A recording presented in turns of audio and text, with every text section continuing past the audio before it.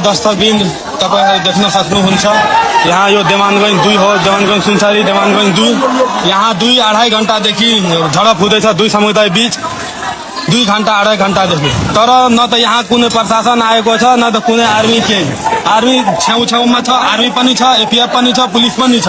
तर यो दुई समुदायलाई लड्न छोडिदिएको छ, मर्न छोडिदिएको छ प्रशासनले। यहाँ सरकारको ध्यान जाओस्, प्रशासनको ध्यान जाओस्। यहाँ नेपालको जति शान्ति प्रेमी छ, जति जो चाहन्छ कि एक इंसान एक मानिस कोही लडोस् न मरोस् न। तपाईहरु यो मेरो भनाइ, यो सानो भनाइ, यो सानो छोटकरी भनाइ तपाईहरु सक्दो सरकारसम्म पुर्याइदिनु होला। र यो अहिले टाइम छ बचाउन। अहिले केही भएको छैन, अहिले केही कोही मरेको छैन या कोही घाइते भएको छैन। तर यहाँ प्रशासन आएपछि मामला शान्त हुन्छ। यो अहिले आगो जो झल्के बलिरहेको छ यो एक दुई समुदाय बीच यो खत्म हुन्छ।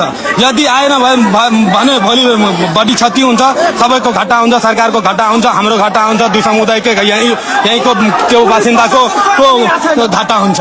तर यहाँ ध्यान दिएन भने सबैलाई आग्रह छ सरकारलाई यो कुरा सरकार समक्ष पुर्याइदिनु होला। र छिटो भन्दा छिटो अहिले एक्सन लिन के गर्नुपर्छ त्यो समाधान गरिदिनु होला।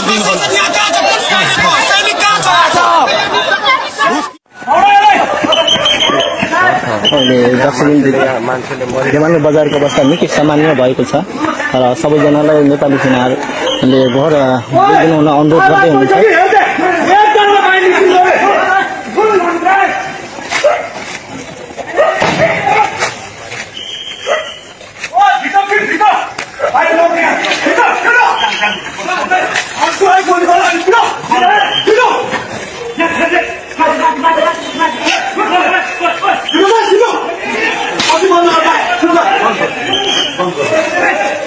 सबैजनालाई आफ्नो घरमा बसिदिनु हुन अनुरोध गर्दै हुनुहुन्छ नेपाली सेनाहरू।